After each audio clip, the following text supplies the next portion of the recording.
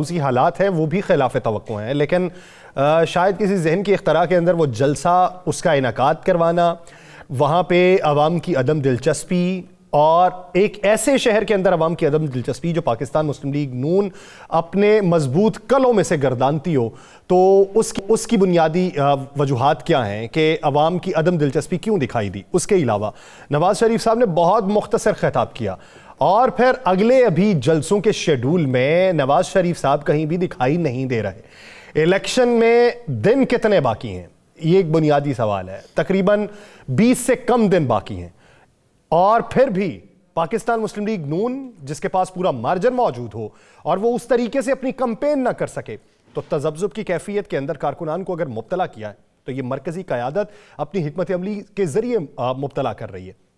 दूसरी तरफ दीगर जमातों को अगर देखें तो मंशूर किसका अभी तक सामने आया? किसी ने भी अपना मंशूर कुली तौर पे नहीं दिया। पाकिस्तान पीपल्स पार्टी ने सिर्फ 10 निकाती एजेंडा दिया है मंशूर का, कुली तौर पे मंशूर नहीं है। जब आप अपनी आवाम को यह ना बता सकें कि आपने आके डिलीवर किन बुनियादों के ऊपर करना है और आपके पास मुआशी रोड मैप क्या मौजूद है, तो किन बुनियादों के ऊपर आवाम से वोट मांगेंगे? सिर्फ माजी के कसीदे गा गा के। राना साहब की तरफ बढ़ते हैं। राना साहब क्या कहते हैं, मियां नवाज शरीफ साहब कल के जलसे के बाद किस हद तक हशाश तबीयत है? बिस्मिल्लाहिर्रहमानिर्रहीम वस्सलातु वस्सलाम अलैका या सय्यदी या रसूल अल्लाह अस्सलातु वस्सलाम अलैका या सय्यदी या हबीब अल्लाह। यासर साहब ताहियात कायद जो है ना आपके, उन्होंने कल जो जलसा किया है हाफिजाबाद में, एक तो वो ग्राउंड आदि थी, उसी ग्राउंड में तहरीक इंसाफ के सरबराह का जलसा जब हुआ था तो जलसा पूरी ग्राउंड में हुआ था और कल जो जलसा हुआ है आधी ग्राउंड में होगा। नंबर एक, तो बड़ी देर से ताहियात कायद जो हैं आपके, उनकी तैयारी हो रही थी इस जलसे के लिए। मैं ताहियात कायद पता क्यों कहता हूं उन्हें? क्यों आप नहीं हैं वो? मैं इसलिए तो कह रहा हूं, वो तो डिक्लेयर्ड है ना। डिक्लेयर्ड है। अब इसके बाद कुछ और भी डिक्लेयर्ड हो जाएंगे। वो क्या हुकूमत में नहीं होंगे? वो इंतजार करें, थोड़ा सा इंतजार तो करें। आप इतनी जल्दी क्या होती है आपको यार? इंतजार तो किया करें। उनके नाम पे तो आपको पता नहीं क्या गशी के दौरे पर नजर हो जाती है। और यार इंतजार तो करें आप। फिर आप में और उनमें क्या फर्क है? वो भी मुझ में और मैं अल्हम्दुलिल्लाह बहुत फर्क है। अल्हम्दुलिल्लाह रब्बिल आलमीन। मैं पाकिस्तानी हूं, मैं पाकिस्तान की सोचता हूं, पाकिस्तान में रहता हूं, अपनी रिज़्क़े हलाल की मेहनत करता हूं, रिज़्क़े हलाल कमाता हूं। मुझ में यह है कि मैं सियासत के उन दरवाज़ों से नहीं गुजरता जहां पर हर रोज़ अपना बयानिया तब्दील करना पड़े।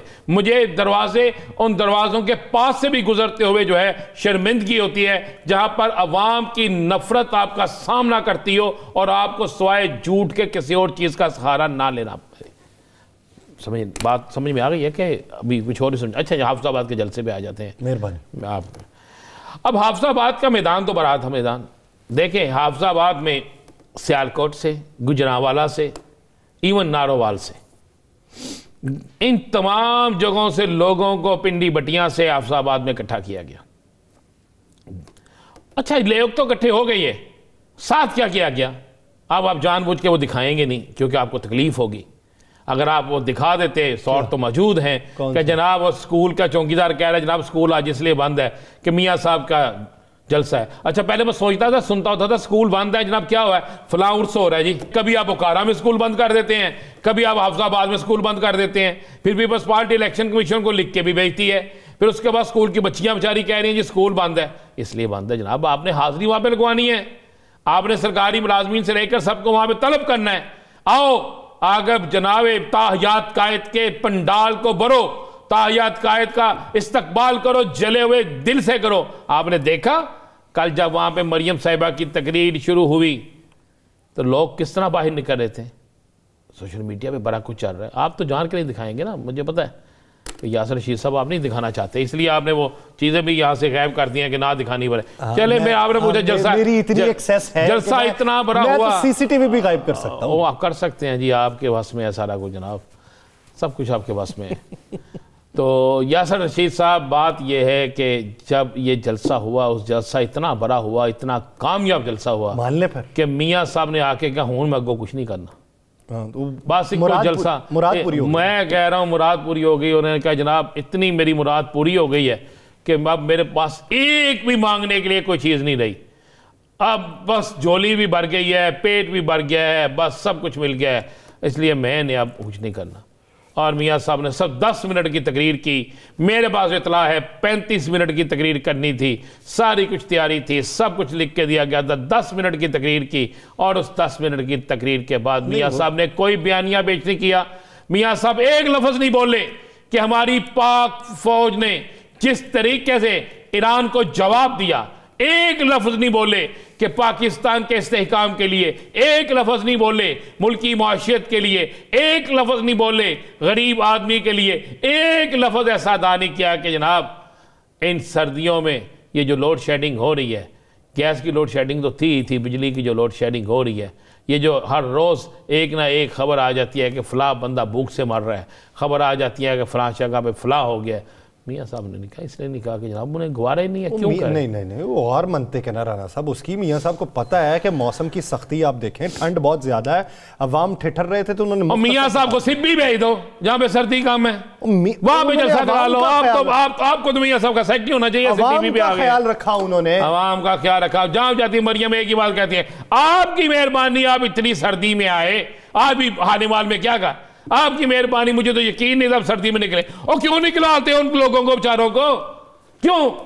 उन्हें घरों में रहने दो यार, स्कूल भी बंद करा देते हो। सरकारी अब स्कूल तो है सो है, वहां पे आप कारोबारी अदारे भी बंद करवा देते हो, फिर जबरदस्ती अपने वहां पे कहते हो जनाब गिनती होनी है, बंदे लेके आओ, फिर आप राशन भी तकसीम करते हो, तो अच्छी बात नहीं है, तो सारा कुछ करते हो। यार पूरा साल कर देना मेरे भाई, मेरा भाई आप तो अच्छी बात कहेंगे, पूरा साल करें ना।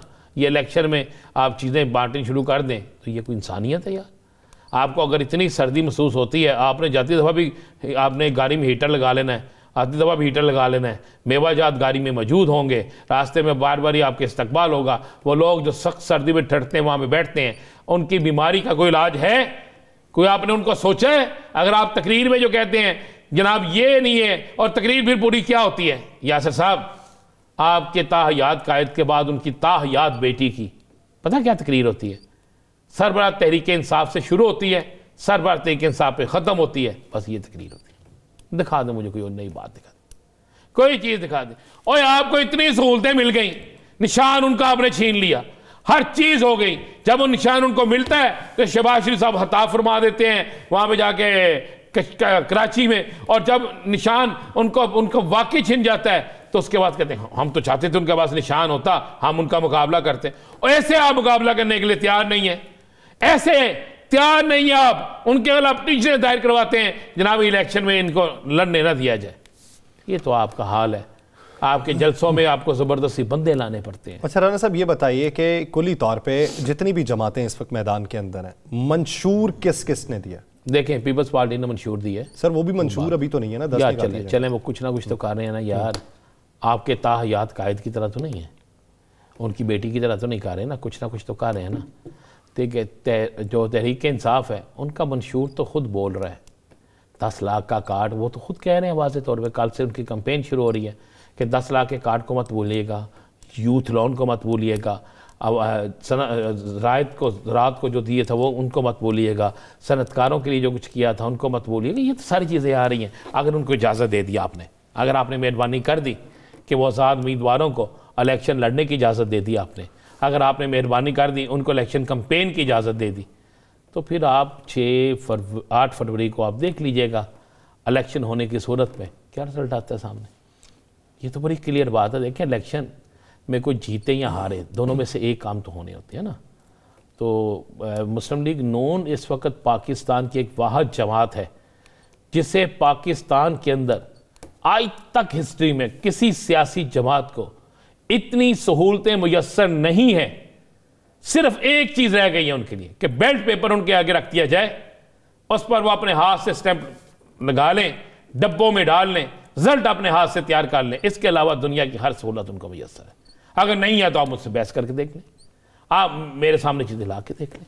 तो उसके बावजूद खौफ का ये आलम है कि उनके बाद जो रिपोर्ट्स जाती हैं, कहा मैं ले आऊँगा आपके पास, है तो खिलाफ वर्जी, लेकिन मैं कहा ले आऊँगा आपके पास रिपोर्ट, दिखा दूंगा आपको रिपोर्ट। अगर आपने बुरा ना मनाया तो वो आपको रिपोर्ट दिखा दूंगा जनाब, कि जिसमें उनके हर हल्के के अंदर उनकी पोजीशन क्या जा रही है। क्या जा रही है?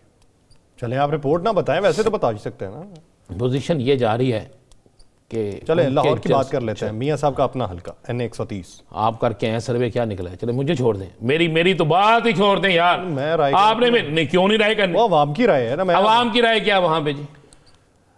चले बता दें। अब बुनियादी तौर पे तो वहाँ पे मियां साहब के भी मानने वाले हैं और दूसरी तरफ के भी मानने वाले हैं, लेकिन दूसरी तरफ वालों को ये नहीं मालूम कि हमारा उम्मीदवार कौन है, कितने लोग वाले हल्कों। अच्छा, मैं यानी PP 170, PP 173। यार ये मुझे बता दें, NA 130 में जी 50-50 मानने वाले हैं, 60-40 मानने वाले हैं, कितने हैं? 55% मियां साहब है। मियां साहब है। ये वहाँ से इलेक्शन लड़ रहे हैं जी। इनके मुखालिफ उम्मीदवार किधर है? वो नहीं है, मैदान में नहीं है, जेल के अंदर है ना। बोल तो नहीं यार, यासर पता नहीं क्यों आप जी करते हैं, जेल में है ना जी। कैंपेन की इजाजत नहीं है, बैनर लगाने की इजाजत नहीं है वहाँ पे। अच्छा इनको अगर इजाजत नहीं हो, लगे उनके भी नहीं हुए यार, फिर पता नहीं आप क्या नहीं बात कर। चलो अभी चलते हैं, इसी प्रोग्राम से उठते हैं, अभी करीम पार्क में चलते हैं। कम से कम आपके कल से बड़े बड़े वहां पे बैनर लगे हुए हैं, कोई इलेक्शन कमीशन के कानून की वो नहीं हो रही यार। कल लगे होंगे ना? कल नहीं लगे, मैं रोजाना जाता हूँ यार।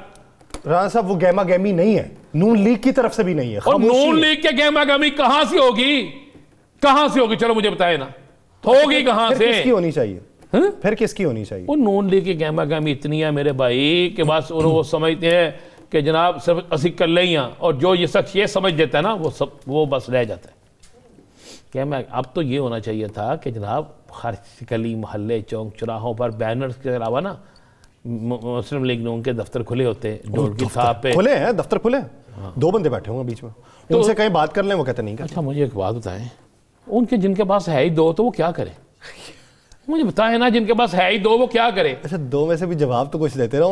और नहीं जवाब है, बेचारे मजबूर हैं। और 2 जो बिठाए होते हैं, फिर मैं नहीं बात करना चाहता, आपको जवाब दे दें तो रात को पैसे कहां से लें? जाने दें यार। अच्छा, किसी के तो मैंने एक चीज राणा साहब देखी है, ये जो अंजुमन ताजरान है उनमें ज्यादातर नून लीग की झलक दिखाई देती है, उसकी वजह क्या है? ये किस किस का नाम ले रहे हैं आप? मैं ये अनारकली हो गया, और इसके जो कुर्बो जवार में उनकी मार्केट, ये एक मीर साहब है ना, क्या नाम है उनका? मीर साहब का? नहीं मीर साहब, नहीं मीर साहब। ये ना परसों में आपको मैं खोल देता हूँ। परसों ना एक इलेक्शन हुआ है लाहौर के कोरिका सेंटर में। सही, कल इलेक्शन हुआ, सॉरी, ये लाहौर का आपको था ना, बहुत बड़ा मार रोड पर कोरिका सेंटर।